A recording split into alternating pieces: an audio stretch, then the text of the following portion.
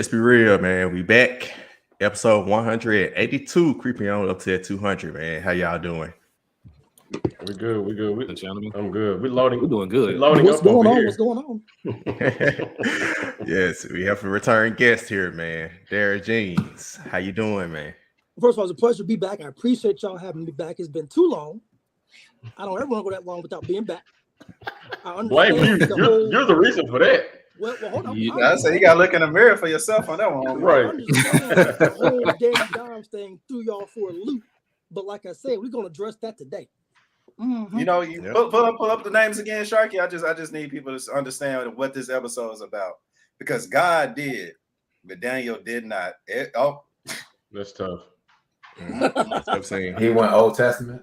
Tough scene. So you trying to channel your inner Hove now with your double entendres. Okay. Hove did. We back in here like back. Gee. God. Shout out to Savage. Yeah. But anyway, Jeans, man, last time you was on about 2 years ago, man, you came on and trolled to say Danny Dimes has been the MVP, Super Bowl champ, all of that, man. What? Explain yourself. 2 years later, how you feeling? Well, he did say 3 years, so we in year 3. So to be Technically, I do have a year left. Okay, That was- I do have a year left. But let me be very clear. He got a whole year left too before he got I got a whole year. but you said he'd have won 2 by now. Let me be very clear. He hasn't won 1. I have jumped off that boat. Okay, I am off that boat. I am sunk. Okay, I am sunk. Okay, I ain't swimming. I ain't floating. I'm off that boat. Y'all, are we talking about? Is this like are we going right now? Is this the topic right now? We going? Okay. Yeah, it's you. Understand. Daniel Jones as a starter. I got it right here. I got my notes. My man is 12-25, right? Understand. 12. Yep. You count it. 12-25. Okay. Now his first year, it wasn't too bad. 24 touchdowns, 12 interceptions for a rookie. That ain't bad, right? That ain't bad. And you also look at the fact that he never had a pocket. Okay. He never had a pocket. So he did all that without having a pocket. Okay. I look at this year. I look at the preseason. He actually had a pocket this year, right? During the preseason. He actually had time and space to complete those passes, right? My man threw it in the stands. What are we doing, y'all? What are we doing? The man can't hold on to the ball. He can't hold on to the ball. Let me tell you something. The way I just threw that pin right here is how he throws the ball. Ball security is a 0. Okay. I don't know what badge that is on Madden. I don't play Madden. I pay 2K. But all I know is the ball security is on a 0. Okay. My man is trash. Okay. And I'm upset because I went to bat with him. Okay. I fought a lot of people for Daniel Jones. Okay. I need y'all to understand this. A lot of friendships were almost lost because of Daniel Jones. Okay. This man has embarrassed me for 3 years. I am done with Daniel Jones. And I'm this close to being done with the damn New York Giants. Okay, I am this close to being done with them. Now, it's not all bad. I look at Saquon. He's having a great preseason. Now, again, this is preseason. We ain't gonna just jump on the boat. Okay, Saquon got to give me something. I don't know if y'all saw it. My man came out and said, "I'm getting real tired of people critiquing my game." What game? Because we saw they say him playing one. What game? The best ability is availability, and my friend, you ain't been available. So What's been available? So I read that quote. I'm just like, what? Not Savage with the Soldier Boy voice. Saquon. Dave, like, what are you watching? So here's my thing. I'm gonna loop this back up and I'm gonna bring y'all back in. This year is a make or break year. Okay, it's a make or break year for a lot of people. I like my coach. I like my GM. All aboard the Shane train, baby. All aboard. I like my GM. Okay, I like my coach. I don't like my players. I like my GM. I like my coach. I don't like my players. So this is a make or break year for a whole bunch of people. Okay, if I don't see considerable improvement this year out of your boy Daniel Jones and Saquon, I want him gone. Don't you do that? You don't say your boy. Don't. Yeah, I'm don't say your I'm boy. cool with everything that you said, and I appreciate you for taking the L. I appreciate you for coming back, taking this L. But do not say your boy. Don't do that. I said my boy. Just, let me be clear. They're not my boy. I didn't Okay. mean that. I just meant them, as in those boys. Gotcha. okay, Gotcha. all right, got you. I was like, you set yourself up for disappointment there. So Yeah, I'm done with them. So this year's a make or break year. If they don't show me something, I'm gone. I'm gone. Man, I've been crying laughing. This was gold. this was gold, man. Hey, at least you tried to right your wrongs, you know. Mhm. That's all that matters. We here now. Information has changed. In the words of Savage. Wave has changed. And you recognize the change. So that's all that matters right now, man. But y'all got anything else for him before we move forward? Past this subject. no, I think I'll cover most of it when we get to the NFC East. I think Skylar has some though. Yeah, mine is just gonna be quick. I just hope that his NFL takes are not as bad as his NBA takes. Or his NBA takes aren't as bad as his NFL takes. That's all I'm gonna say. I know we got to talk about the NBA today. So Lord Jesus, I hope he don't say somebody else is the next, LeBron James or something, and it be somebody we ain't never heard of before. So I'm looking forward to Chet that. Holmgren. Yeah, like Chet. Well, so you said you're going to jump on the bandwagon of someone else. Like, what is the win total you're looking for that will keep you with the Giants? And what is the win? And if it's below that, then what team are you going to jump to? Like the Jets? Stop it. So here's the thing.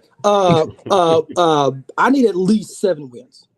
Okay, at least 7, because I understand this is. But here's the thing. This is a rebuild year, right? This is first year coach, first year GM. So if I can get 7 wins, I'm happy with that. But let me also be very clear.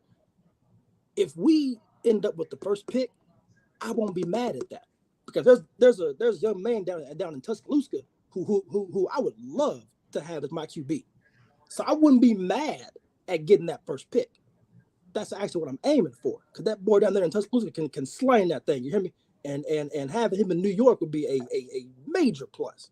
So I say 7, but I'm not going judge him by that. If we can get that first pick, I'm good. Now if we get like the 4th, 5th pick, I'm gone. So basically, you need the tank. Thank you. You basically need the tank. The way. Stop it. We ain't gonna draft another running back. Stop that. We need to tank all the way. So you talking about 0 for 16 type of thing. I'm all for it. James, let me tell you what you just done to yourself, because you're asking for 7 wins, and with the 7, then you'll continue your fandom of the Giants, but you're also wishing for them to tank. So where you put yourself in a bad predicament is you're going to be a very stressed man this upcoming season, because if they perform well, then you're not getting the boy from Tuscaloosa. Yeah. But then at the same time, if you go 0 for 16, you could really gonna be pissed off. So I would be more so surprised if you go 0 and 16. You're still gonna be a fan. Right, exactly. Thank you. That's all you need to say. Right, here's the thing. You said I'm going to be a very stressed man. Let me correct that. I already am. Okay. Bourbon stressed since the draft. Let's just be. Let me just fix that for you right there. Okay. Now, with that being said, what I mean is, let's say they end up with like the 4th, 5th, 6th pick. That's what I'm like. See, y'all messed up because y'all couldn't decide what y'all wanted to do. It's gonna be very clear within the first 2-3 games whether we can compete or not. At that point, a decision needs to be made. All right, we're gonna stink up the whole season. Okay, I see what he's talking about now. But if they continue to be like, no, we can do it. No, you can't.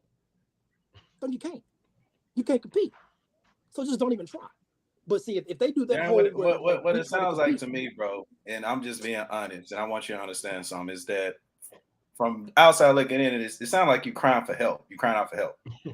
I just want you to know that you got 5, 6. Let's be real, brothers. Of course, we all on Twitter that support you, and we got your back through thick and thin, whatever happens, whatever you decide.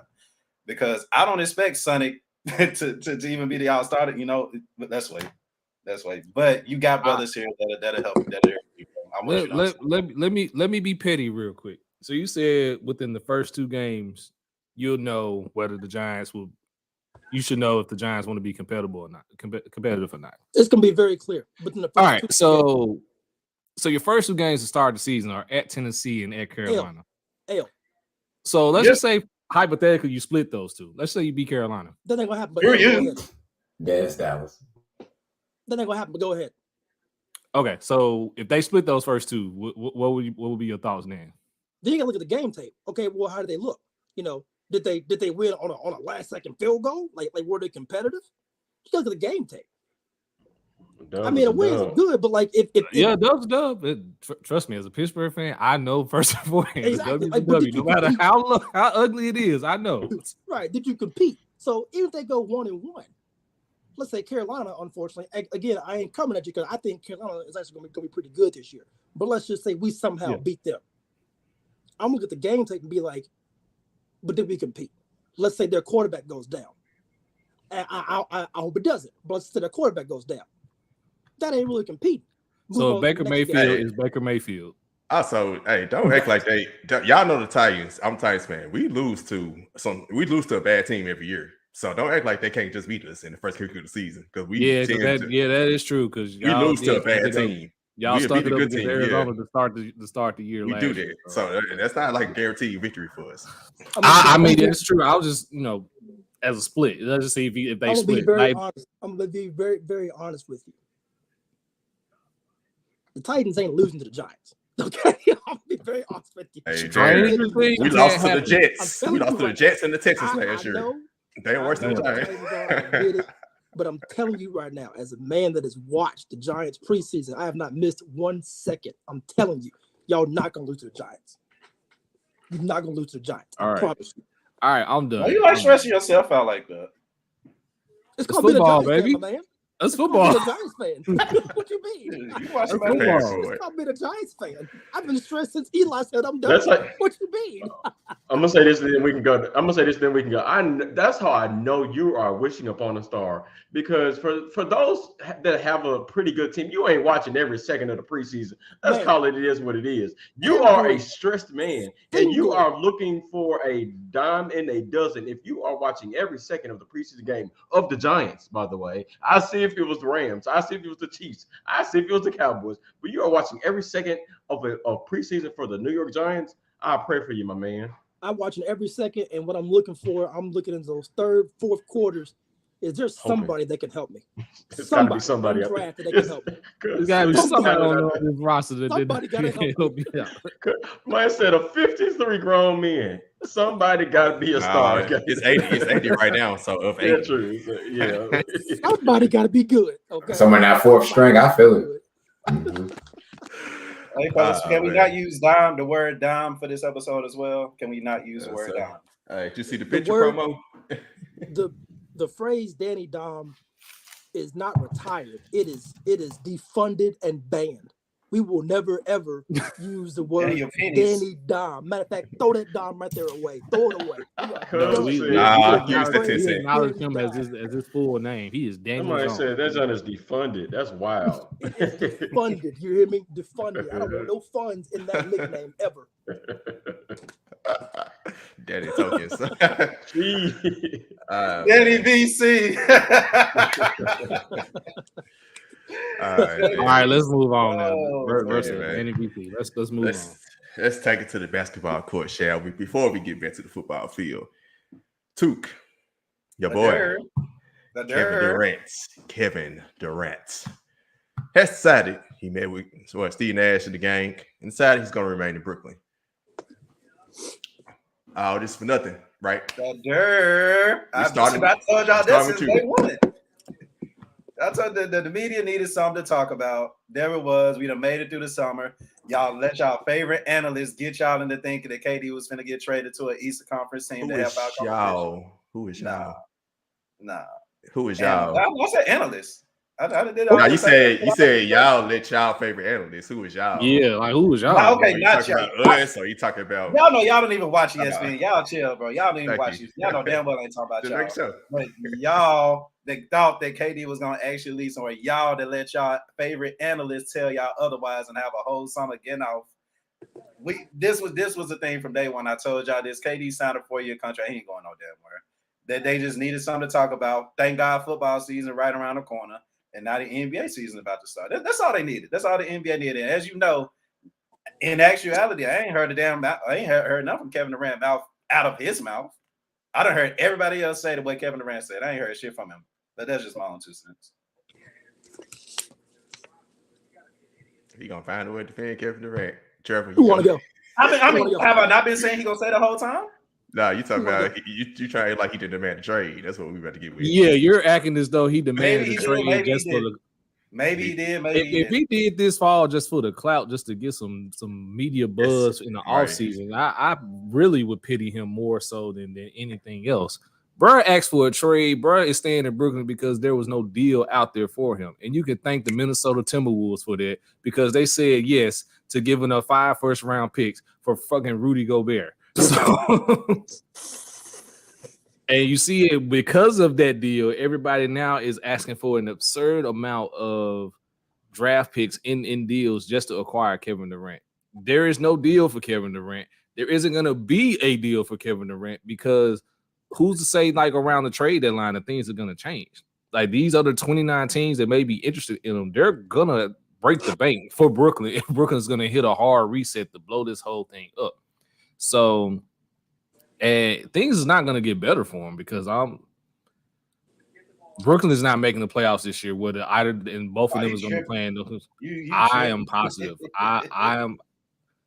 They'll be in the play-in scenario at the very least. At the very least, they're in the play-in scenario. Okay, so I wasn't ready to go there. I was with you until you said the play. Are we started trolling all yet? Right. I'm gonna say okay. Trevor, 20 minutes in, we started trolling all. Trevor, I was right there alongside it, but until you said they may not make the playoffs, I ain't willing to go that far. But I will say to your point, Trevor, that like I think we have several different commandments on this show. Let's be real. Commandment number 1 is when somebody shows you who they are, then believe them. And so I don't want people in the basketball world to forget that the Brooklyn Nets have showed us that they are not capable of winning with this roster, period. Now, granted, Ben Simmons was not on the roster before that, but we are looking at, their top 3 players are 3 players that none of us are sure or confident about. Yes, we understand Kevin Durant's talent. We understand he's one of the best scorers, not to ever be, not even in today's game, but probably ever to walk the face of this earth. Yes, we get that. But Kevin Durant is 33, 34? And Kevin Durant has not been one of the healthiest people or one of the healthiest athletes, in the NBA over the past couple of years. So there's that. We also understand that Kyrie Irving is still on the team. And Kyrie Irving has not been the most reliable. He's not been the most available person either in the NBA. And Ben Simmons, Lord Jesus, the last time he played basketball was what, pre-COVID? So I understand, that he's back, whatever, everything that happened with him requesting a trade and, Kyrie was potentially almost out the door. Let us not forget that, the Brooklyn Nets they've not been consistent. They have not been winning at a high level. So let's not forget that as we enter this NBA season. And now you see why I say they'll probably be in a play-in scenario. Because weren't they in a play-in scenario this past season? Yep. Yeah, and Kyrie played half the damn season. They were. With that. When has Kyrie played more than half a season? And I'm gonna be honest with you. If the Cleveland Cavaliers were fully healthy, Brooklyn's not getting swept in the first round. They don't even make the playoffs because it took everything, and I do mean everything, for Brooklyn to get that 7th spot. So y'all saying I'm trolling, but they was just in the playing scenario last season, even though we know what all happened. But so I wouldn't be surprised if that was the same thing for them this season. I think you missed the chance because they made the play in. Like that should be kind of commended. They made the play in after all the BS that happened. So now you got a fully loaded roster. I said this on three the Hardaway podcast that besides the Warriors roster, this is the best roster KD didn't have. Like missing a play, you tripping hard. Nah, I ain't tripping though. You guys, I give you, I respect you. I commend you for believing in this Brooklyn Nets roster, but it's not that impressive, dude. It's literally the same roster from last year minus Andre Drummond. So, and no, it's not. But say less. Bet. I'm telling. All right, I've looked at the roster. It's literally the same roster from last year minus Andre Drummond. You still have LaMarcus Aldridge taking up a roster spot. Still have Blake Griffin taking up a roster spot. Cam Thomas, who one of your hot young prospects, he doesn't want to be there. We saw that in the summer league. He's ready to be on the first. They got Royce O'Neal and they got the king of the bubble, which are underrated. Who hasn't played a game since the bubble. Since the bubble. Come on, healthy over here, my boy. Come on over. And you think he finna have that much freedom in Brooklyn? Come on now. Zip. So our guest, go ahead, guest. We arguing in front of company right now. No. I didn't want to interrupt y'all. I was enjoying it. This is what I'm gonna say about this. Look, I like Kevin Durant, but this whole thing was kind of embarrassing. Okay, the reason why I say that is because he played the power card, in my opinion. He said, "You know what? I'm Kevin Durant. I don't want to be here." His people around him probably saying, "Look, you got 4 years left. You can try to request for a trade if you want to, but your contract just starts like tomorrow, so it's gonna be a little hard to get out." But Kevin Durant said, "No, I'm Kevin Durant. These teams gonna offer everything they got for me." Okay, his best bet, I got it right here, was Phoenix. Once Phoenix re-signed big boy, what's the boy name? Aiden. There you go. Once they signed Aiden, it was over. I knew it was like, he ain't going nowhere, because that was his best bet. They had the package, they had the cap space, and he actually fit with that team. But once they re-signed Aiden and said, "You know what? We good on that. We're gonna keep Aiden," because they played that whole DeAndre Aiden situation horribly as well. They got played too. So Phoenix said, "All right, Aiden, come on back," because they need him anyway. And once that happened, Kevin Durant lost all leverage. That's why Brooklyn said, "Hey, we still gonna trade you. We're talking to teams, and they put little stuff out in the media. Hey, they offered this, but we just need a little bit more. They were never trying in the first place because they knew he wasn't going nowhere. They knew, just hold it out. He gonna come back. Just hold out, wait, because he got 4 years left. What is he gonna do? Sit out 4 years? No. So you know what? We ain't gonna trade him. I think a trade could have happened with Phoenix, but since Phoenix did that, I thought that basically killed that whole thing. Now I'm not gonna sit here and trash Kevin Durant, because I like Kevin. Like I said, I like Kevin Durant. I think he's a phenomenal scorer. I think he's a phenomenal player. But I think this saga is kind of like LeBron's the decision. It's just one little thing where it just looks bad on your resume. That's it. It looks bad on your resume. But other than that, he's going to have a great year. I don't know about playing. I can see them being actually top 4 if they get it together. If Kyrie actually puts basketball first or even second, I can see them being top 4. If Kyrie says, "I got more important things to do on this week. I'll see y'all in Toronto next week," I can see him in the play-in. That's how I see it. Well, I said the Nets will not make the playoffs if Durant is not on that team. If Durant is not on that team, because a Kyrie-led team will never make the playoffs. That's been evident with the Celtics, and that's been evident with the Cavaliers. So first of all, he requested a trade twice in a matter of 1 month. Also, if you look back at the day that actually happened, what did KD say, even via Twitter? All he said was he retweeted from someone that tweets a lot, from Patrick Beverly, blame KD. This reminds me of a scenario as such. Just walk with me here. You ever got in trouble when you were younger? Your mama whooped you, right? And then your mama called everybody about what the hell you did. And you wanted to, like, man, F her, man. I'm about to leave out of here. Fuck her, blah, blah, blah, blah. You going off. But guess where your ass at? Right back upstairs. Same scenario. Talk all that shit in a contract. You can either retire or you can stay and play. But we know the trade ain't happening because, to y'all's point, the Minnesota Timberwolves ruined that. I think the Suns were a great choice. I think the Raptors were another great choice as well to offer. But at the end of the day, he didn't see the value. At the end of the day, KD is a top 3 talent in the league. If he says he requests a trade, 29 other teams are going to come knocking at the door regardless of what it is. Hell, even the goddamn Kings probably were trying to get something set up. But at the end of the day, you got your ass whooped in the playoffs, a sweep, and we still don't have Kevin Nash, Steve Nash's head on a noose about that, because that is his fault, not all of a sudden KD and Kyrie. That is Steve Nash's fault. And yet here we are trying to run it back again. Again, I'm not saying this team's not making the playoffs. Duke and I talked about this already. I believe if Durant is on that team, they got in the playoffs. However, how far they matriculate through the playoffs with Durant and that team still intact, if no other changes happen, I don't know how far. I don't believe this team is going to be better than the Celtics or a healthy 76ers or a healthy Heat.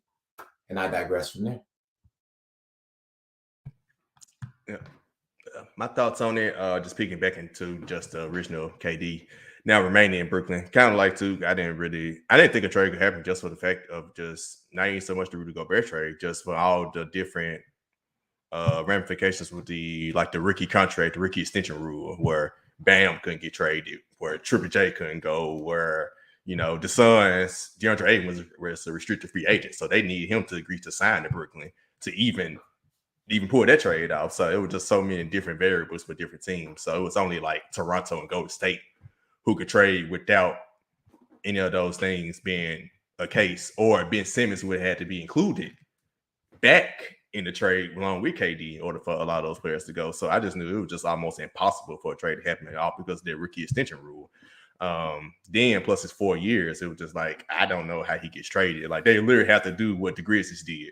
We're going to give you 5 first-round picks and a bunch of other players, but y'all ain't getting banged type of thing. That was on the way he's going to get traded.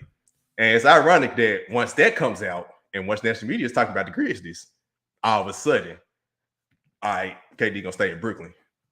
I kind of took that as a little shot. I don't think, I ain't going to say like, oh, he just didn't want to come to Memphis. That's the reason why, yada, yada. But it was very interesting how when Memphis gets included, all of a sudden, national media is talking about the Grizzlies. Yeah, that literally. Was the last shot. That was it. Yeah.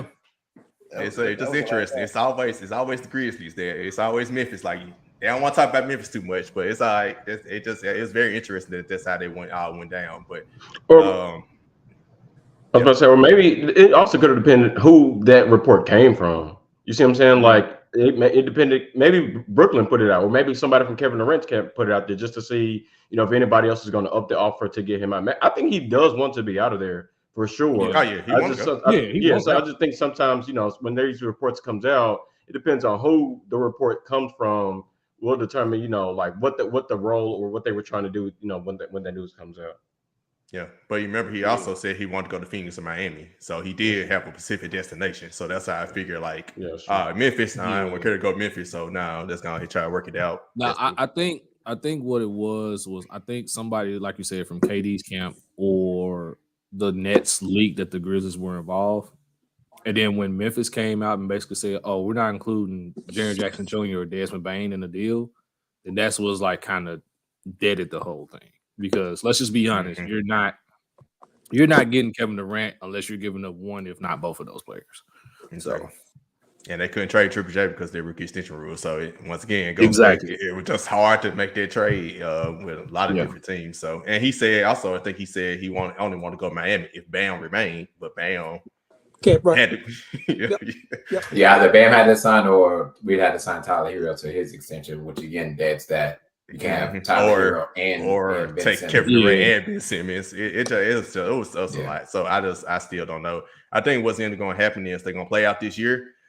If they do all play like Savage said, like much y'all said, they're gonna be a top 3 team. But information, I haven't seen that happen. So until I actually see it happen, I won't believe it until it actually happens. But Steve A. Smith came out saying he talked to Ben Simmons. Ben Simmons said he's ready to show the world. So we'll see. He got his money from the Sixers. That's why he ready to play. Let's be real. We'll see. Him and the Sixers just settled out of that case with that missing money he got from that year he didn't play. So of course he ready to play. He got his money. Yeah. I'll say we'll see. I think this year they're gonna play out. Kyrie is gone next year, and KD, yes, sir, he is going to Lakers next year. Yes, sir, you are correct. Yep, and it'll probably be easy to trade. Yeah, probably easy to trade KD with 3 years left next year, especially if they go out and let's say win a championship or get close or actually make a run. He'll be easier to move next offseason. Yeah, they can just go ahead and split their ways after that and see what happens after that. So let's move forward. Like we talked about, somebody mentioned Patrick Beverly earlier. Kevin Durant tweets. That's the reason why Patrick Beverly tweeted that, because he was waiting for his trade to go down to the Lakers, and Kevin Durant apparently was holding up his trade. I mean, it wouldn't feel like because that trade happened right after. So, Laker fan, one just disappeared, but I know you coming back in. Jeans, I guess. I guess. Look, I like this trade. Okay, you look at Patrick Beverly. First of all, let's look at what's going out. Right, Stanley Johnson and Taylor Horton Tucker. Exactly. Doesn't matter. Don't care. Doesn't matter. Reason why I said that is because you look at Stanley Johnson, he had some good plays. He had some good moments for us last year. Okay. Last year, honestly, was a throwaway year for the Lakers, right? So when we signed Stanley Johnson, yeah, he had some good moments. He hustles, he did this and did that. But can you win a championship with him? No. Bye. So then you look at Taylor Horton Tucker, right? I thought he would be a really good player. I did. I thought he was going to be a really good player for us. When he was put in the moment, as in last year, when he got that contract extension to a 3-year, $10 million each year, $30 million, and we gave him some actual minutes, gave him an actual role. Say, hey, this is your role. This is what you're expected to do. He came up short. He came up very, very short. Okay, and so when I look at him failing to even live up to very small expectations, basically being a role player. I look at Stanley Johnson, who's not really someone that, I'm just attached to. When you look at what's coming in, Patrick Beverly, last year shot 34% from three. Not amazing. I get it. Not amazing. But that's what we need. We need some at least competent, good shooting right now, because you look at that roster, we ain't got it. Okay? It's not there. Andrew Goodluck. He's not there. Okay? And then you look at his career, 38% from three. So he can knock down the shot. We all saw that. We all saw it in the playoffs against the Grizzlies. And on defense, look at the Lakers' defense last year. They were at the bottom of every single defensive stat. Look it up. Every single one, they were at the bottom. When you add someone like Patrick Beverly to your defense, that is immediately going to bolster your defense. Last point I'm going to make. This is why I'm really excited about this move. It's not going to make us a championship team. I understand that. This is the first move, and I think one more move that's going to happen that involves somebody named Russell Westbrook and that Indiana team. We'll get that in a second. But Patrick Beverly also brings that defensive mentality, but he also brings it to the whole team. If LeBron misses an assignment, Patrick going to be on him. LeBron, that's you. You miss an assignment. THT and Stanley Johnson ain't going to do that. But Patrick Beverly will. He's going to hold LeBron, AD, that whole team accountable on defense. That's what I need. So I like the move. I think it puts us in the right direction. It doesn't put us in the top 3, top 2, whatever, but it puts us in the right direction to at least get to where we're trying to get in these last few years of having LeBron James. All right, Skyler. Laker fans. I never get to troll.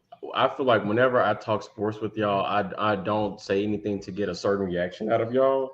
I'm going to sit here and troll y'all. I think it's a good move. I love it from an entertainment perspective because I would love nothing but to see Patrick Beverly and Russell Westbrook. I want to see some behind the scenes moments and of having sorry y'all, Miss Eva want to be all over the place. But I think it'll be entertaining just to see what that backcourt look like. Now, granted, I don't think I don't think that will be the roster. That will be the backcourt going into the season. I don't believe that. But I also don't believe if they went with that current roster, they would do anything. So I was just wanted to see from an entertainment perspective, what does that backcourt look like? Because I'm pretty sure they will bump heads quite often throughout the season. So I'm going to try y'all and say I actually like it from that perspective. All right, Sheedy, Trevor, and then two. All right. I actually enjoyed watching Stanley Johnson last year play for the Lakers. To your point, Gene's like he came up in moments. He earned his consecutive 10-day contracts and eventually a contract himself. When AD was gone and they were still trying to figure out who's a center, Stanley Johnson stepped up to the plate big time for them. And I think I agree though, he's not going to be like the person that is a championship contender, right? But he might be a role player in a 8, 9, 10 role, so to speak, Stanley Johnson. Patrick Beverly is just a different beast. That's a guy that everyone raves about, that you don't want to play against him, but you love when he's on your team. And so I enjoy it. And also, I don't believe either one of these players is, whether it's Patrick Beverly or if they keep Russell Westbrook, and again, we'll talk about that later. As the lineup is as it stands, I believe LeBron goes back to running the point. The coaches already come out to say that Russell Westbrook is going to be a lot more cutting to the rim, stuff like that. So he's not going to have the ball in his hand when he's doing those type of things. And defensively, I don't quite agree with Kendrick Perkins. That is the most defensive backcourt. But Patrick Beverly is definitely going to disrupt some things. And Russell Westbrook ain't played defense in many of years. But if he can find that back from OKC possibly, then maybe that's something for him. But all in all, I like the trade because, to the point made, Patrick Beverly is a player that's not afraid to speak back to LeBron. And I think that's actually very key in all of the runs besides his bubble run that he made, is that he always had someone that he felt was on the same or caliber level, or someone that could speak to him and get them together. So I like the trade. Again, I think Stanley Johnson, I wish there was a way that they could have kept Stanley Johnson. I also thought higher of THT, and he's going to go to Utah now, and go be a snowflake out there. So it is what it is. I honestly don't know what to make of this move. I mean, to everyone's point, Stanley Johnson was probably the bright spot of the Lakers last season, outside of LeBron James and his own personal agenda to get close to Kareem on the scoring record list. Be respectful. To tank away the season and then blame it on Russell Westbrook, but that's neither here or there. That's not now, that's not excusing Russell Westbrook in his play, but let's just keep it what it is. If we rave about LeBron James and his basketball IQ, and if he'd have remembered to the bubble how they guarded Russell Westbrook in that second round series, then he would have known not to trade for Russell Westbrook in the first place. So, trading for Pat Bev, I guess, is gonna make some noise, probably. But if you really coveted someone like Pat Bev, you should have just re-signed Alex Caruso when you had the opportunity to do so. So, hey, I like that bar. Caruso and get a chance to do so. I like that bar, man. Exactly. So, I mean, I see more of the same from the Lakers next season. I don't see too much of anything happening. Yeah, the Russell move may or may not go down, but honestly, just buy him out. If you really don't want him on the Lakers, just give him $45 million to say go away. Like, it's not that hard. So stop trying to find a move or somewhere for Russell Westbrook. Like, it is just that simple. I think, again, it's going to be more of the same because now everyone's talking about LeBron James possibly passing Kareem this season. So will the Lakers be in the playoffs? Maybe, maybe not. But the Pat Bev move is okay. It just doesn't really move the needle much for them. That's all I'm going to say. I like the fact that we actually agreed on that one, Trav, as far as Russ being a scapegoat for last season, because like I understand y'all think Russ played. I mean, the whole team played bad outside of LeBron James. Like, no. Let me be clear. I'm not excusing Russell Westbrook's play. He was a I'm not either, but it's a difference between excusing him and I'm blaming their so-called king because they shouldn't have traded for him in the first place. That too. That too. But we cannot. I'm getting sick of like people just blaming. Oh, the entire season went down the drain because Russell Westbrook did this. Russell Westbrook did that. For one, like you said, Trevor, y'all know damn well if a player show you who we are, we said it earlier this episode. You better believe we know what Russ is. Russ played to his statistics. Russ did what Russ was gonna do, and he was just in a bigger light because LeBron was there. But because Anthony Davis went down, you got a player like Russ who actually complements Anthony Davis very well. I thought that if Anthony Davis would have played, I mean, they were literally one game after playing. So I mean, you throw AD in for at least 10 games, they end up playing at least. But for Pat Beverly, as far as Pat Bev is concerned, Lakers fans, y'all should be happy because Pat Bev is a player that never missed the playoffs before. I mean, take it how you want. It may be a big deal to some, it may be a small deal to some, but you do get a player within Darvin Ham's system who's going to listen to Darvin Ham and do the sacrifice. The word sacrifice is the key word for here. We talked about it with Savage. Is Russ going to sacrifice? We all said no, because that's what Russell is. I'm with you, but let's not blame somebody for being who he is. Let's not throw the whole reason of the Lakers suck last season because of Russell. Russ did what he was going to do. He put up 18, 8, and 8, which is what he going to do. And what's up, Mr. Troll? Since I guess I'm trolling now. No, you're not trolling because you're right. I mean, Russell Westbrook does not deserve all of the blame. Correct. There is blame being blamed on for AD as well. There is blame. My issue with this whole entire Russell Westbrook thing is at no point has Russell Westbrook held himself accountable for his bad play. That's my biggest thing. He blamed 100%. He blamed the coaches. He blamed everybody but himself, and that's my issue. I agree. I get it. I deserve all the blame, but at some point, as a grown man, LeBron believed in him. Like, I mean, I hear what y'all are saying. We know who Russell Westbrook is. He's never been a really good shooter, X, Y, and Z. Yes, but LeBron still saw something within him to say, yes, I'd rather choose Russell Westbrook over DeMar DeRozan. But nobody saw that Russell Westbrook was going to be that bad and not hold himself accountable. That's my entire issue with all of this. No. Because see, as a guy that had put up for Russell Westbrook for 10 plus years as a fan of the Thunder, you adjust to Russell Westbrook. It's not the other way around. I'm sorry. That's just how he plays. If you're gonna be successful, you gotta adjust to Russell Westbrook. It is not. But he said that he would sacrifice. It doesn't matter what he said. It does matter. No. I got the prime example. That 2018 year when Paul George and Carmelo was in Oklahoma City with Russ, and Russ was trying to defer to Paul George and Melo, they got off to a slow start. When Melo and Paul George said, "Nah, Russ, do you go be you," things turned around for the Thunder. Now, it's not a great example, but it's not because wasn't Paul George in like the top 5 MVP the following season, like that? 2019. Paul George and LeBron James. Thank you. That's exactly what. Okay, you adjust to LeBron James. Thank you. Also, to Trevor's point, like I say, it may be a big deal or maybe a small deal, but to Trevor's point, if you look at the season before last when he played for Washington, started off slow and they ended up winning like the last 16 out of 20 games because they let Russell go.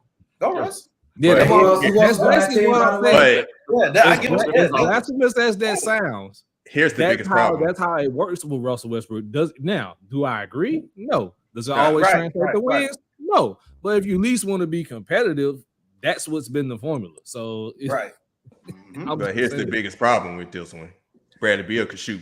Paul George and Melo can shoot. LeBron's got better at shooting, but he ain't no spot to shoot, right?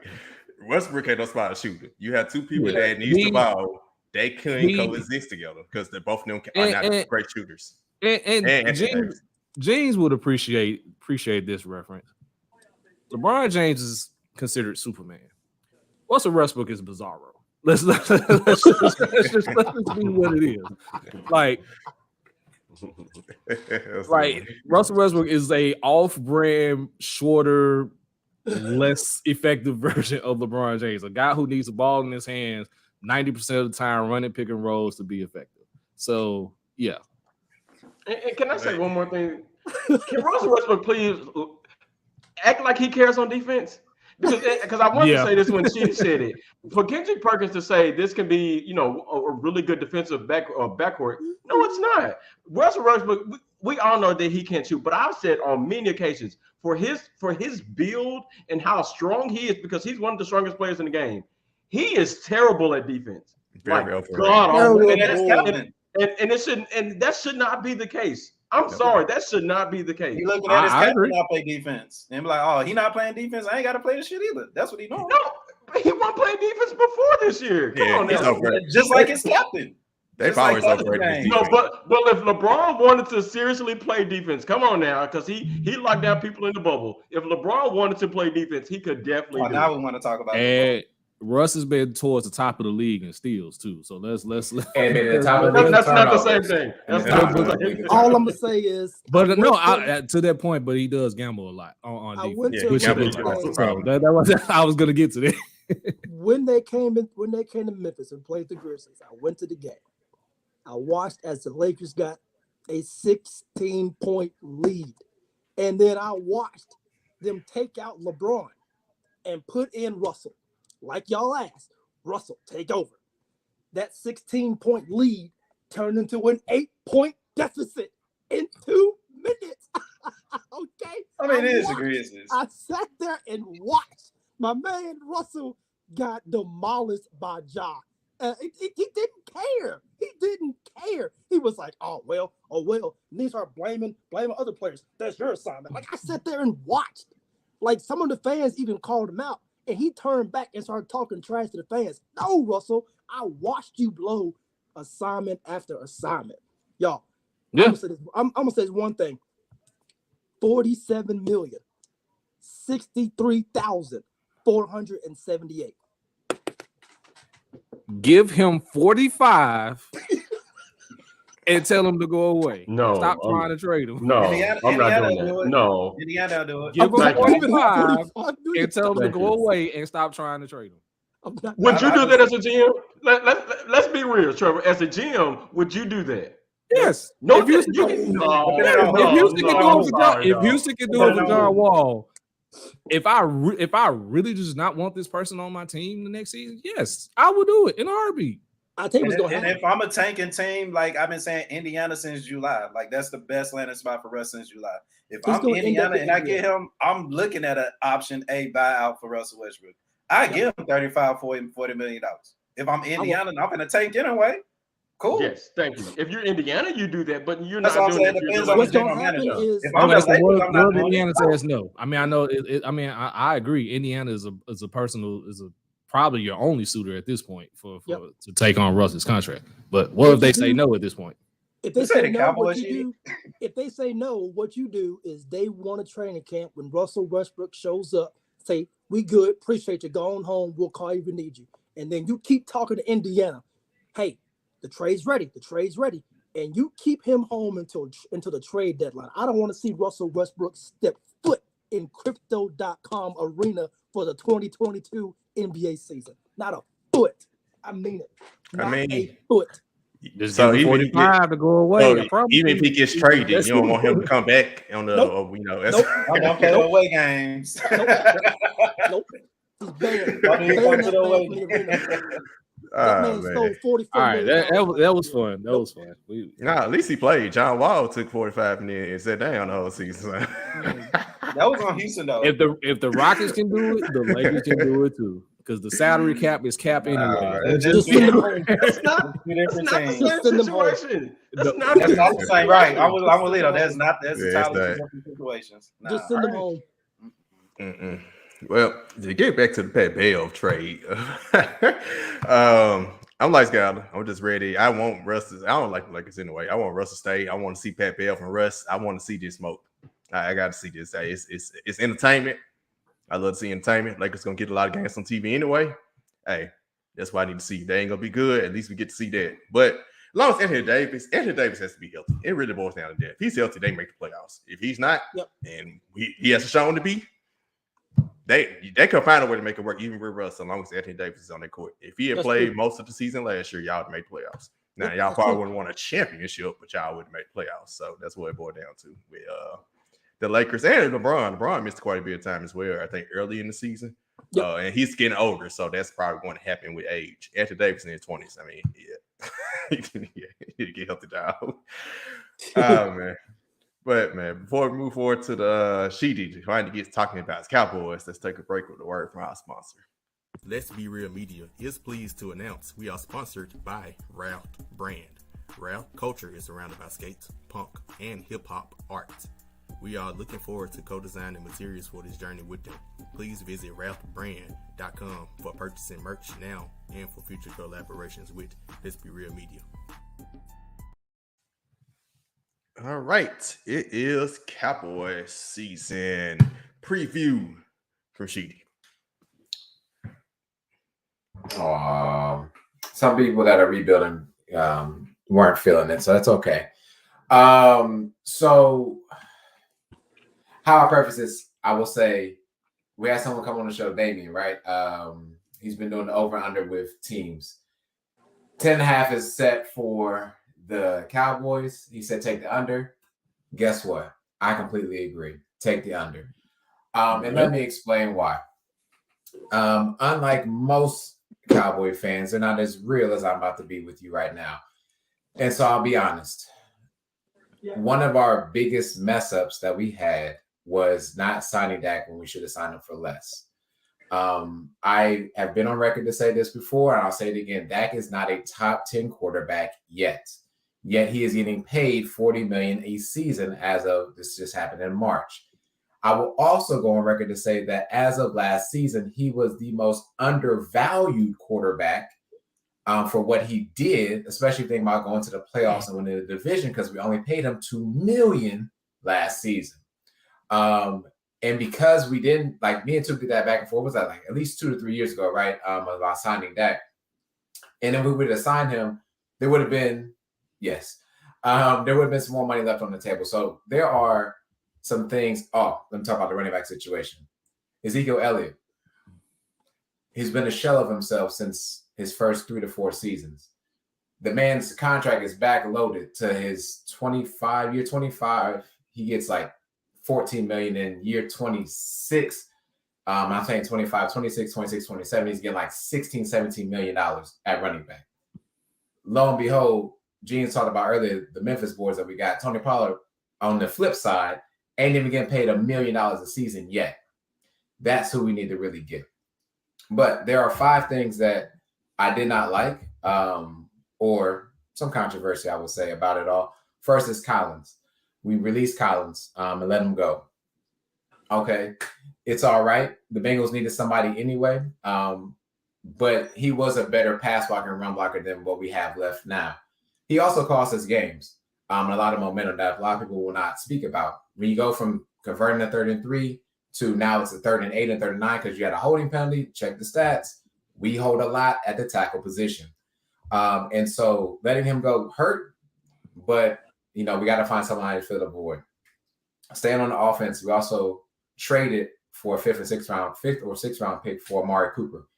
Amari Cooper gave us a lot last season and the season before that, again, especially in the short yard situations or even in the goal line stands. 3rd and 2, he was the best pass. He ran the best routes for us last season, and he'll be sorely missed this season with Dak Prescott, again, who's not a top 10 quarterback. And I was hoping that we could get a receiver like a Jarvis Landry maybe, but we never did. So those 2. Sorry, I got some more. We released Greg Zuerlein, our kicker. Look at how many games we won that were really close and we needed a kicker. He's gone, big leg. But kept us in the game, he's gone. Defensively, switching to the other side of the ball, we, because of the contracts, had to let go of somebody that really helped Micah Parsons develop, and that was Randy Gregory. He is now gone with the Broncos. And now teams are going to have the ability to kind of, hone in on Micah Parsons a little bit more. Lawrence, he's like here, he's there. He's your AD of the Cowboys. Sometimes he plays, sometimes he doesn't, right? I'm being honest. But we paid him a lot of money to play. And when he plays, he makes a difference. And the last thing that I did not like about what we've done,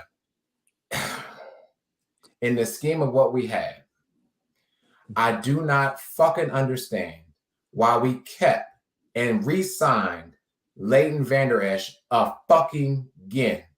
He does not stop the ball in the run. He is a defensive liability in the pass game. And for the scheme that we run with two linebackers, he is absolute trash for that position. But they saw fit to re-sign him. I don't know why. And it sucks because that means he's going to start alongside Micah Parsons, and he's going to be the weakest linebacker I've ever seen again. So with those, last year we had more talent. This year, less talent. We're not going to exceed 10 wins this season. I'm giving us 10 wins. That's it. 10-7.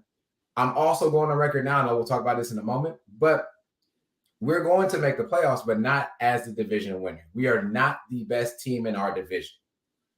And we lost that ability last season to possibly make a Super Bowl run. I'm not saying we're going to, right?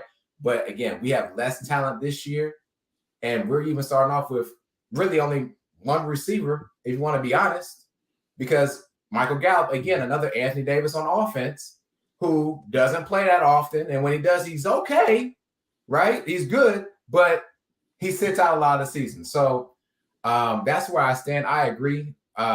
We've been the most non-disciplined team, not just for last year, but for many of seasons. When we thought it was Jason Garrett, no, it's really the Cowboys themselves and the players that we choose to bring on for ourselves, i.e. look at Collins now, right? He's still getting into fights with the Rams because the Rams had a better linebacker beating his ass.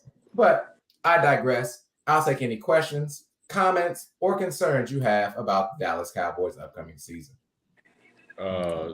Man, I just hope Lander Vander Esch's family does not watch this clip. Boy, they're gonna be pissed at you. I just gotta. I'll start it off with right there. Over or under 5 games for Lander Vander Esch. I take the 0 at that one. Okay, so I got a question for you. Let me bring some positivity in your life, because boy, you ran through some stuff. And now, granted, you were right about all that, because Lord Jesus bless y'all. What's the one bright spot, or what's a few bright spots that you can see for the Cowboys to say, if this happens, then we can actually get more than 10 wins? Early on in the season, it's going to be how we develop a strong pass game. And I believe incorporating Tony Pollard into that game, like how Percy Harvin was with the Minnesota Vikings, and seeing him more in that type of role will help us offensively, because defensively, I think we're going to struggle even more than we did last season. And that's not saying much. And so I believe if Tony Pollard can be, and he's going into a contract season, right? He's getting paid again, less than $1 million this season. If we show that we can utilize him more than just coming out the backfield and just line them up, I think that may lead to us doing better. We also got I forget that offensive lineman's name that we drafted, but he's been showing some promise. The only problem is we've been playing him at right guard or left guard, opposite of Zach Martin. He's more of a tackle. So I would say that those two things will help, but maybe a game or two. But I really don't believe it, Scott. I'm not going to be lying to you right now. So y'all can pull up this clip later on and say that Cheetah said they win 13, 14 games. Hell nah. I guess my only question is, who's your head coach? Unfortunately, our head coach right now on offense is Dak Prescott. And on defense is Micah Parsons. That's our head coaches. Good answer. Good answer. Good answer. So on paper, who's your head coach? Yes, the one that was actually supposed to give us a Super Bowl run in the second year, Mike McCarthy. Yes. Well, there's a problem right there. That's the problem right there. Until y'all get rid of him, y'all can continue to be what y'all are. Now, I can't talk much, obviously. I'm a Giants fan. But with that being said, just me on the outside looking in, that's your problem right there. If you get rid of Mike McCarthy, I promise things just come in, because y'all got a squad, okay? You got everything you need besides wide receiver. Explain to me why y'all got rid of old boy. What's his name? He's in Cleveland now. Oh, Amari Cooper. There you go. Amari Cooper. Explain to me why y'all let go of him. I don't understand it, but maybe you do. So help me understand that. From when that happened, there was some, respect out there that CeeDee Lamb is more of the number one, so to speak, as opposed to Mark Cooper. And they're trying to ascend him, so to speak, to that position, knowing that he played a majority of his snaps. I would say, I don't know, over 90% of his snaps possibly were in the slot last season. So being in the slot and being outside, I mean, Sharky can attest better for wide receivers, but it's a completely different tree that you're running and who you're actually being guarded against. And so I think we gave up Amari Cooper for pennies because we got him for 5th or 6th round pick. Meanwhile, we were paying him 5 years, $100 million, so $20 million a season. And he was our best route runner last season in every season that he was there. So I don't know why. I think they see more into CeeDee Lamb instead. So that's it. Okay, there's the answer. I was making sure. I didn't understand it. I got a question. Do you really believe that CeeDee Lamb? I guess two of them. Do you really believe that CeeDee Lamb is ready to take that next step as a number one receiver? Because, like you just said, he did play a lot in the slot. Question number two: who is y'all wide receiver number two? In your opinion? I'll answer both questions and tell you, I do not believe CeeDee Lamb is ready to be the number one receiver in the spotlight of Dallas. Could he be a number one receiver with, like, I don't know, a Jets, right? Or Jaguars? Yes. But I think it's something different to be the number one receiver in Dallas. So I would say context does matter in that opinion. And second, I mean, hell, we don't have Noah Brown anymore, I don't think. And so to me, I think the second best receiver is Tony Pollard, if you want me to be honest with you, or our tight ends, because they catch the ball better than what we have. So did Michael Irvin make a mistake in giving CD number 88? Yes. Michael Irvin, yeah, Michael Irvin made a lot of mistakes with the Book of Sugar. But the 88 is the 88. Dez wore it too, and Dez caught it. So I mean, it is what it is, man. We lose the recipes. Got that bullshit. Got that bullshit. Got that bullshit. I ain't heard that in so long. Oh man. Come on, Trevor. What you got? Come on. Actually, the other question, I don't really have another question. It's more so as a comment, but I'm gonna save it for when we talk the NFC East, because I do think that 10 wins this division. To be honest with you, so I'll go into detail when we talk NFC East. Oh Lord. Okay, gotcha. All right. Oh, I do. One more question, because I hadn't heard you touched on Trayvon Diggs. So, what are your expectations for Trayvon Diggs going into this season? Because we know he's on both ends of the extreme. He's either going to make a big play and grab an interception, or he's getting burnt deep. So, what are your expectations for Trayvon Diggs this season as he develops and tries to live up to that moniker as being one of the best corners in the game this upcoming season? Interesting enough, we just talked about a player who gambles a lot on defense, and sometimes it worked out, sometimes it didn't, except this player played on the basketball court, Russell Westbrook. But for Diggs, man, I think people were not afraid to throw at Diggs. Even with all the interceptions that he got. Is he a number one corner? No, he's not. Is he a number one corner for the Cowboys? Unfucking fortunately, yes, he is. But like those interceptions, literally, okay, that's great, right? But like, how does he cover? What does his cover awareness look like? And if you were looking up on Madden, I don't know what they're giving him on Madden, but I'm looking at the TV and seeing you going every which way except the way that the receiver is going. So I think he's going to the same way I think Micah Parsons is going to get a little bit more exposed this season. Diggs is definitely going to get exposed this season. And if he does not have that safety help, or he does not have a good scheme ready for them, then it's over with for Diggs. Because the journey, it's already been written about him. And that was evident last season, about halfway through the season. Like, yeah, he's got all these interceptions, but how does he cover? No one's afraid to throw the ball at him. Not like Jalen Ramsey. We don't throw on that side of the ball, but nobody's afraid to go against Diggs. Okay. Right. So I actually got one more question too. We talked and heard you talk about the Cowboys for 15 minutes, and we yet to hear the name Ezekiel Elliott. So he brought up Zeke. Barely, but you know what? We just gonna talk about it just for a second. 2020, 979 yards. 2021, 1,002 yards. Over under 1,000 yards for Zeke. I think it'll be over 1,000 yards this season. I think 1,000 is doable. I think over 1,200 yards, I don't believe so. Because I think we'll give Ezekiel Elliott the ball more in the run game. And I think Tony Pollard becomes more, like I said, more the Percy Harvin out of the backfield, short check down for that. So that's why I think he'll get 1,000 yards rushing. I mean, we got 17 games, so that's a little less than 100 yards a game. And some of these defenses we're playing against, i.e. the Giants, can give up some yards.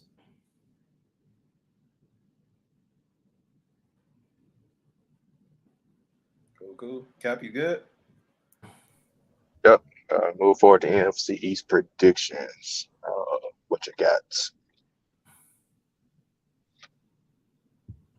I think Sheedy should go first. And that's fine. I will. Bringing up the bottom, like I'm not about to get all into this because we're not going to get into all this in the next group. The bottom of the barrel will be the Giants. And right on their tail after that will be the Commanders.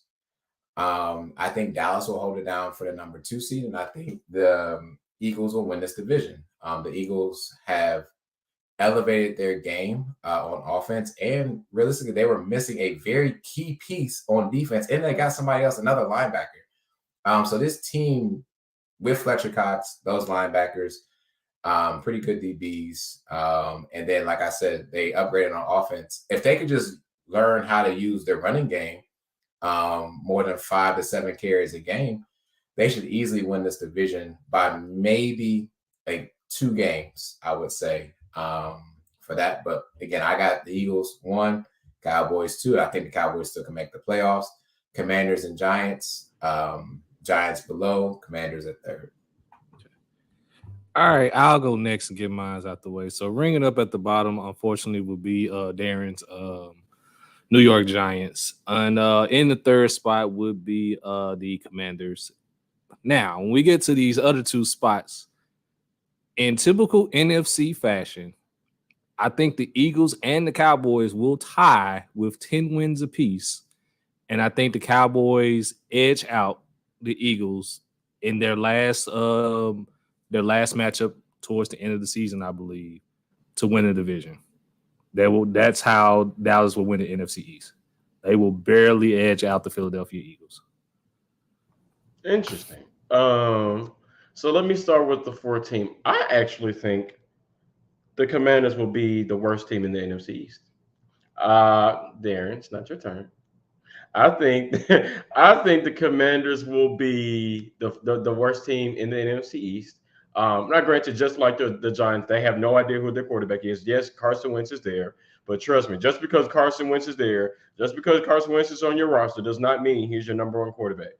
So there's that. But I also think Chase Young is out the first 4 games of the season as well. Not granted, when he comes back, that's only 4 games, but I think when he comes back, it'll probably take him a little while to kind of get back to the rookie of the year that we saw a year or 2 ago. But I think with them not having a true number 1 quarterback, I also believe in karma, and I just don't like how the way Daniel Snyder has run the team. So I'm going with the Commanders at 4, Giants at 3. Giants at 3. I think the biggest reason as to why I switched those 2, I think Giants are not that bad defensively. In my opinion, they played much better defensively than they had been the past couple of years. I will say that. But I'm also a big fan of Brian Daboll. He's a really good. He ran a pretty good offense at Buffalo. In my opinion, he helped Josh Allen to become the Josh Allen that we all know today. So I think he'll be able to help Daniel Jones just a little bit enough for them to get the 3rd seed in the NFC East.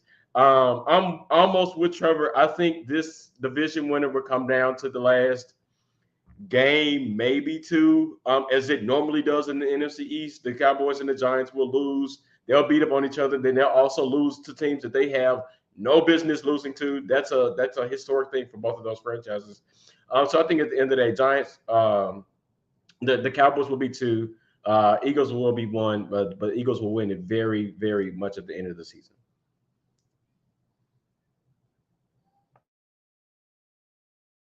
It's on me.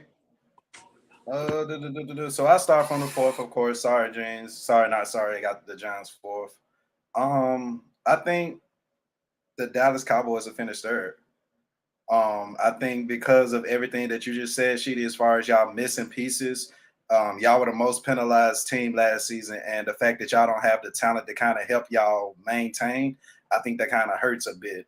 And I think that the 2nd, 3rd would kind of be kind of close within the game. They maybe tied with Washington. I do have Washington for the simple fact that if you look at their schedule is hella easy, to be honest with you.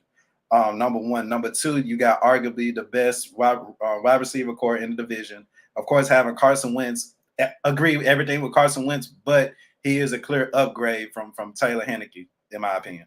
And if you look at a couple of years ago, they were one of the best defenses in the whole league last year. Not last year, but 2 years ago. So I think if Washington can kind of get back to where they were 2 years ago, like I said, you get somewhat of an upgraded quarterback.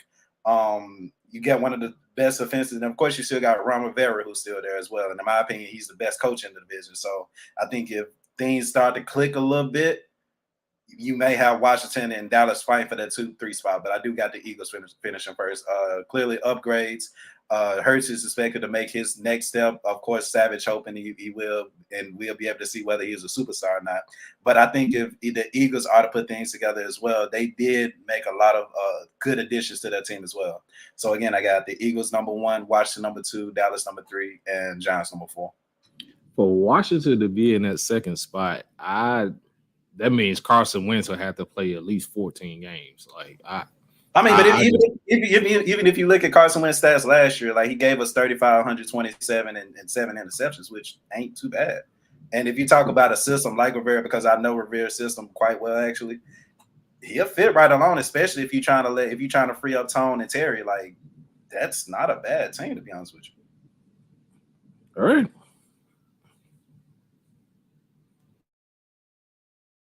It's not a bad. Yeah, it's not a bad team, but it's also not top 2 division. So they're gonna be down there with us. So I got the Giants down there at the bottom, obviously, because hopefully we're gonna go 0 forever to get our quarterback situation figured out.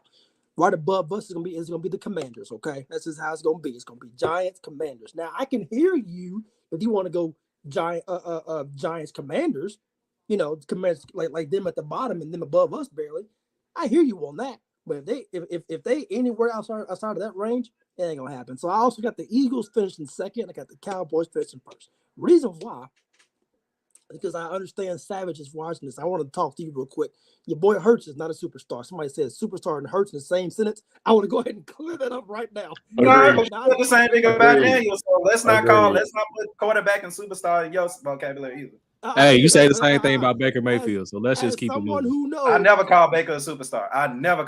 Yes, you treat him like he's the next Tom Brady. So yes, when have I ever find me a clip where I call Baker a superstar? I cash me $10 right now. You haven't specifically used the word superstar. That's it. I didn't. God did. I did. They did. You treat them as such. But anyway, I'm sorry. He's my quarterback now, as I should. I'm sorry, Darren. Continue, please. No, please keep going. I can go on mute. It's fine. Because I can't wait until we have this conversation with you about Baker Mayfield. I can't either. I can't wait, but it is what it is. Okay, so like I said, Hurts is not a superstar. Okay, you can call me about Daniel Jones all you want to. Hurts is not a superstar. I've seen it. I would know. I'm the one that called Daniel Jones an MVP, and I've seen it. Okay, I'm telling you right now, Hurts gonna be the same class as Daniel Jones at the end of the year. Now, with that being said, damn. So you made it worse. You made it worse. It wasn't even that bad. You made it worse. No, because you said the Eagles don't be in the bottom 5 like overall next season. See what you're saying. No, look. So here, just because of how bad the division is, the Eagles by default will finish first or second. Okay, that just is what it is. The division is that bad that it's going to be Cowboys and Eagles. Now, I can hear you if you're saying it's going to come down to the last game, but come down to the game before the last. I can hear you on that. But at the end of the day, I think just because the Cowboys, even though they have bad coaching, they still got the talent. And I think the talent, as it's been doing for the past few years, is going to allow them to still win the division. First of all, because this division stinks. Okay, this division is awful. So just because their talent, they should win the division, go on losing the first round of playoffs as always. Bada bing, bada boom, we go on to next season. So that's how I see it. That's how I see it playing out. Cowboys, Eagles, Commanders, Giants. Wholeheartedly agree with all that. This division is terrible. This division is terrible. Y'all, it's so bad. It's so bad. It's so bad. Division is so bad. Like, you can legit make a case for all four quarterbacks that will start week one. There's a case that can legit be made that, if Carson Wentz is the best quarterback in the division, or Dak Prescott is the best quarterback in the division. That's how terrible this division is. It's no clear-cut number one. Like, yes, this is the best quarterback in the division. No, I'm totally with you on that one, Darren. It's awful. All right, Cap. What's your NFC East? Give me. I'm gonna keep it short because I'm driving. Give me Cowboys first. Reason Darren just said, Jalen Hurts. I remember when Sam first called him superstar, I said he was barely a starter. He is officially a starter now, but superstar, he ain't even a star. So I'm hoping you prove me wrong. I like Jalen Hurts a lot. I really hope he does well. They did trade for AJ Brown. Hopefully it does help him, but I just think the Cowboys, Dak Prescott, they have enough to outdo, especially with Dak. I just think Dak is just a clear better quarterback, and even with lesser weapons, you can use Tony Pollard. It's more Tony Pollard is used as a slot in Memphis. If they actually do use him as slot as Dallas, that helps. Dalton Schultz is still there. CD Lamb, Michael Gallup is eventually going to come back. So I think Dallas offense is still going to be pretty good. The Eagles probably have the better defense, but I just think the difference with, I don't know. Jalen Hurts will have to prove it to me for me to put number one. And third and fourth, I guess I got Commanders and Giants, third, 3, 4 in their order. It could be. That can go either way. Yeah. I think Carson Wentz didn't have that bad of a season last year, but Indy, he just had those big moments against the Titans. He threw the game away. But overall, stat-wise, he had a pretty decent season. Actually I think he played all 17 games last year, so he actually stayed healthy for a full season for once. So he has a chance to at least make them respectable. But their defense did take a really big step back last year. And the Giants do have maybe the best. I think Eagles have the best defense. They have the best. They have their second best defense. So that's going to keep them in a lot. So I think they're going to be close with that third, fourth range. It could be a tie. Giants could be third. I'd say Commanders, and they'll be close in record. So my order would be Cowboys, Eagles, Commanders, and Giants. I just want to go on record and say thank y'all for saying that about the Cowboys. No problem. Well, we got to keep it 100. You know that's what it is. So I honestly think 10 wins will win this division, and I think it's going to come down between y'all and the Eagles, obviously. So yeah. And again, thanks, Sheedy, for not saying, the Cowboys going to win the Super Bowl this year. Thanks, Sheedy. Appreciate it. Thank you for being one of the real fans of the Cowboys. He's never done that. Yeah. We just never had it. I mean, we gotta appreciate it, our brothers, why we got them. You know what I'm saying? I would say appreciate it. I don't think he's ever said that. Yeah, he's never said that. So I've always. Yeah, he's never been that way. So. But, from one trash division to another one. Nah, this is the recycling bin and trash, if you ask me. Nah, recycling at least saves the planet. This is just a dumpster fire.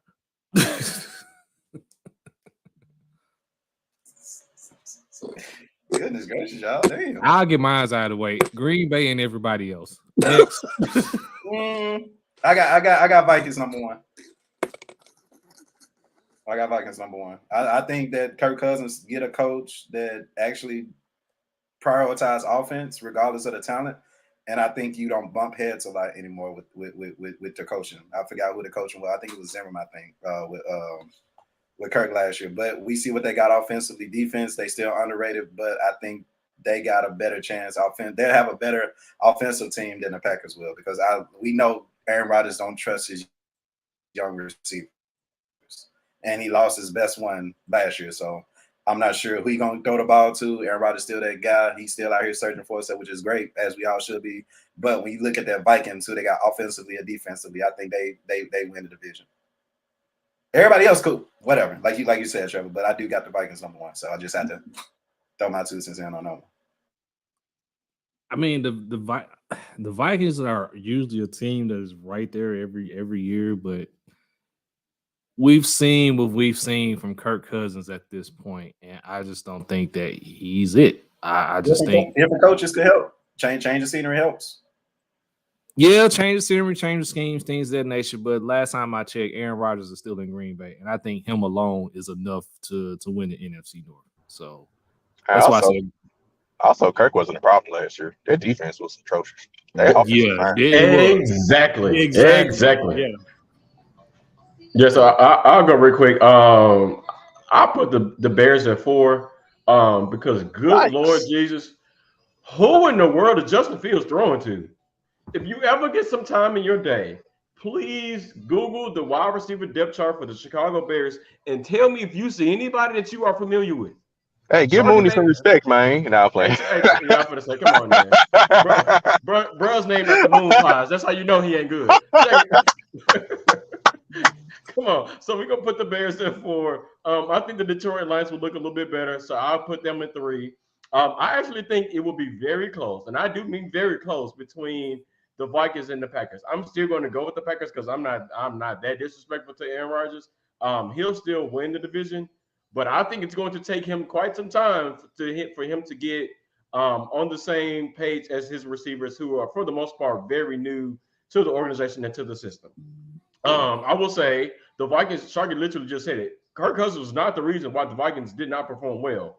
It's that dang defense that for some reason gets a lot of credit for them having Harrison Smith, who I promise to God, I have seen quite a few of the Viking games, and he never, ever stands out in any game that he plays in. That Vikings defense, in my opinion, is not good. Make it better. That's all I'm going to say. And it's not been good for quite some time. But I think the offense is going to be really, really good. Justin Jefferson is a beast. Kirk Cousins, in my opinion, he's played better as of late. They have a pretty good running back core, I'll say that. So I think it'll come down again to the last week or two of the season, and I'll give it to Green Bay, but I would not be surprised if Minnesota won it. Yeah, if I was to name them 4, I'll go Green Bay, Minnesota. Detroit will be a lot better this year than they were last year, and then Chicago. Free Justin Fields, because he is not happy there in Chicago. And again, I'm looking at their depth chart, their roster now. Let me see, N'Keal Harry, Kumas. Okay, next, who is he throwing to? Yeah, you're naming Wakanda actors right now. Get back to focusing. Clock out for me, dog. Clock out for me. Oh yeah, clock out. It's time. Clock out. So I think when we talk about how bad the NFC East is, yes. However, the NFC North is the complete one. Okay. The Bears gonna go in there. The Lions go in there. Now, am I saying that the Lions will definitely be better than last season? They have no choice. But the Bears will be the worst team in the NFC North, followed by the Lions, who I think the Lions are going to be the team that beats the Vikings and keeps the Vikings from being the 1 seed in the division for the Packers. There are 2. The Packers lost the Packers lost the best receiver in the game, and they lost their linebackers, Darius Smith or whatever, all pro. He was gone right after the season was gone. And I don't know where he went. He might have went to the Ravens. I don't even know. But regardless, the Packers defense is going to get less. But again, it's Aaron Rodgers. I said earlier, Dak Prescott is not a top 10 quarterback. Aaron Rodgers is definitely a top 10 quarterback. And so he will make a way out of no way. Even when his left tackle was out during the playoffs, he still found a way to get it to receivers, whether it was Devontae Adams or someone else. I cannot go against him yet. And so I got the Packers winning the division. And there is absolutely no one else coming out of the NFC North but the division-winning Packers. The Vikings have a seat. To your point, the Lions did beat the Vikings last season to prevent themselves from going 0-16, I believe. So, yeah. Or 0-15-1. Let me just be frank there. Yo, I'm looking at this wide receiver depth chart. You got a man there named Nsimba Webster. What? You thought I was, bro? He is not joking. That's why it's that dude from the coast last year. His name was Bo Peep Keys. It was a quarterback. I'm not sure what made me like look at the wide receiver depth chart for the Bears, but I was like, let me see what type of year Justin Fields is gonna have. I said, who in the hell is he throwing to? Who is he throwing to? Who's blocking for him? That's also a the fact. question. That's also a fact. Yeah. That may be question number one, actually. Bro, free Justin Fields, man. Free Justin Fields.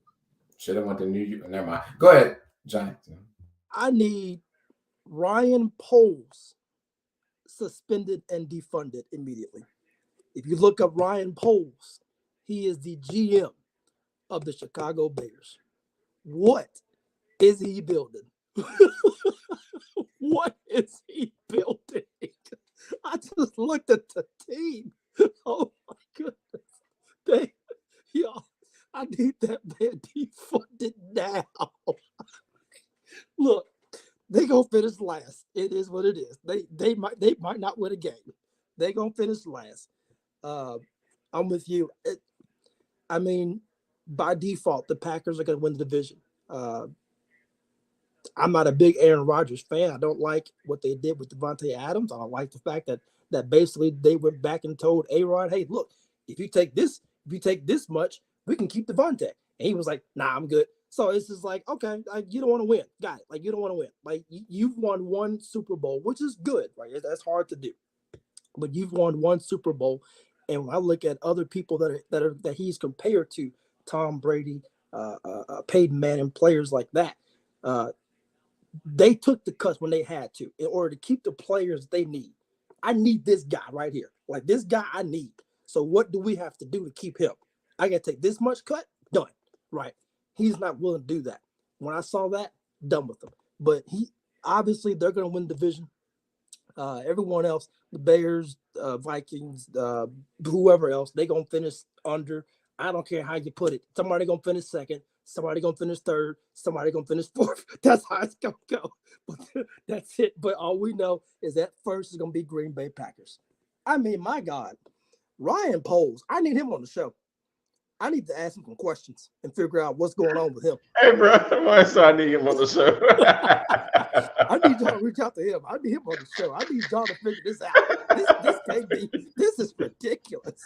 I said that's got to be an April Fool's joke. For that depth chart to look like that, that's got to be an April Fool's joke. Like, it's a typo in there somewhere. It's a typo in there somewhere. Everywhere. It's everywhere. It ain't not a one player I recognize. Oh boy! Oh no, I need answers from him. Mm-hmm. But yeah, that's how it's gonna finish. Packers and everyone else. Yeah, I agree with Ryan when he said Bears offense might be the worst in NFL history. Yeah, Bears give me first though, let me give a couple shout outs to Ace Hood for one, man. He once said in the song, man, same old shit, different day. And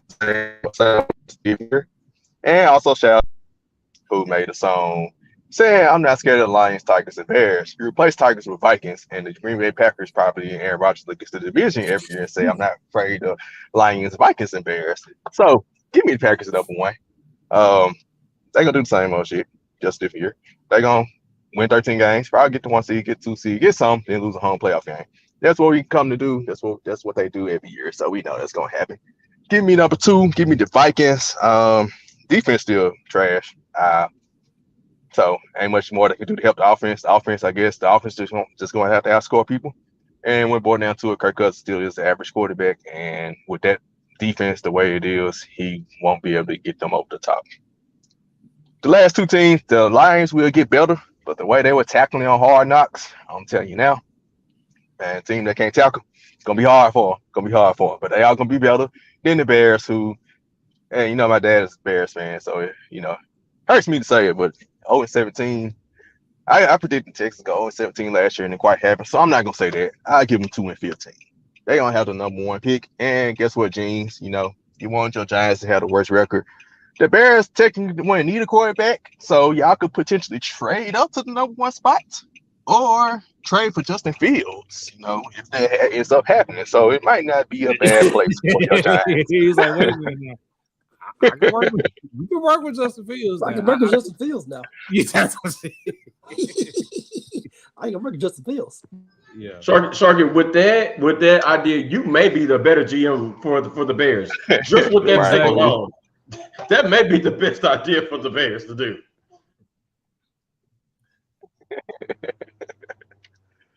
Oh, in Detroit, it's over with for 'em, man. I hear the rumors. Detroit, just send us a 4th. Just send us a 4th for Mason. Just send us a 4th. Just send us a 4th. I don't want.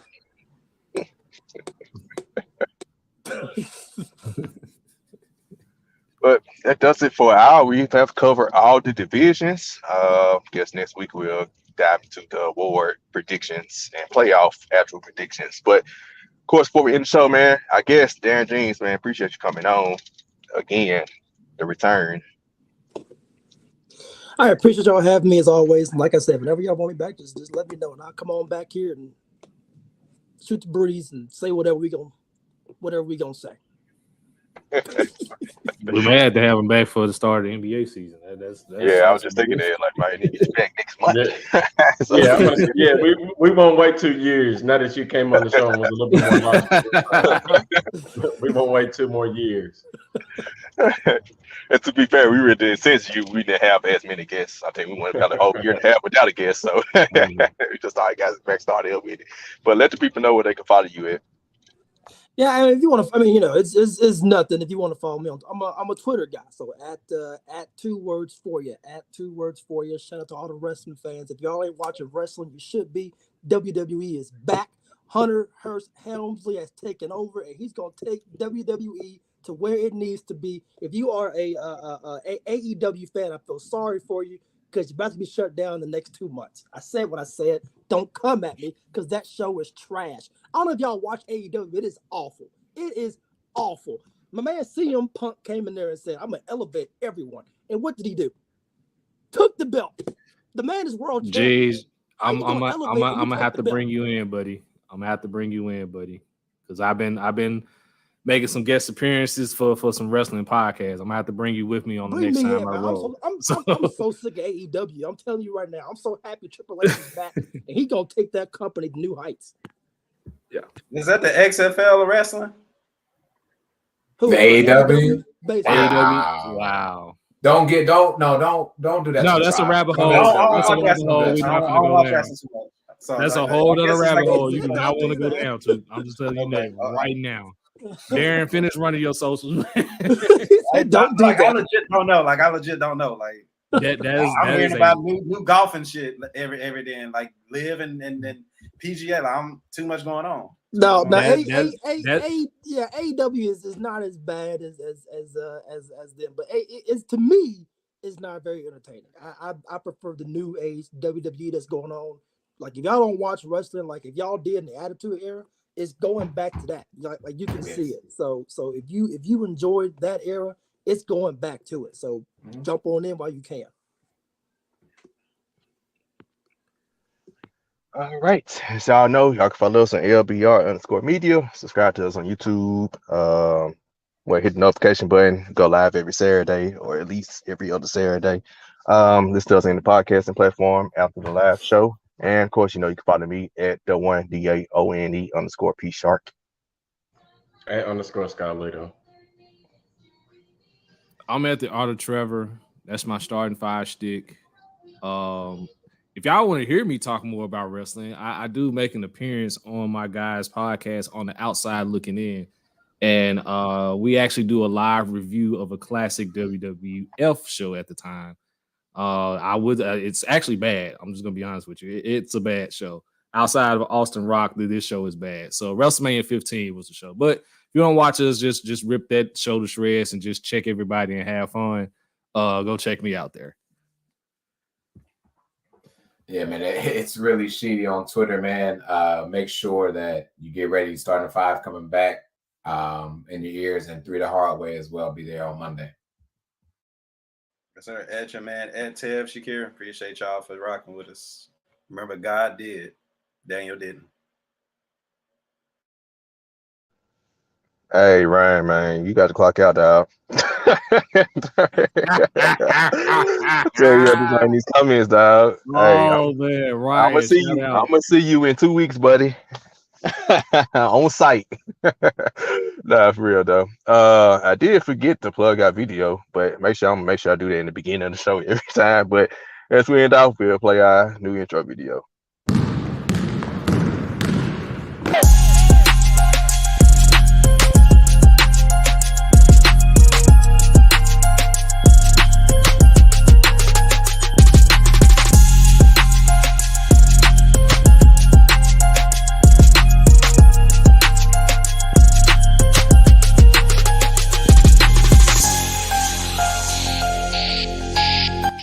Let's be real.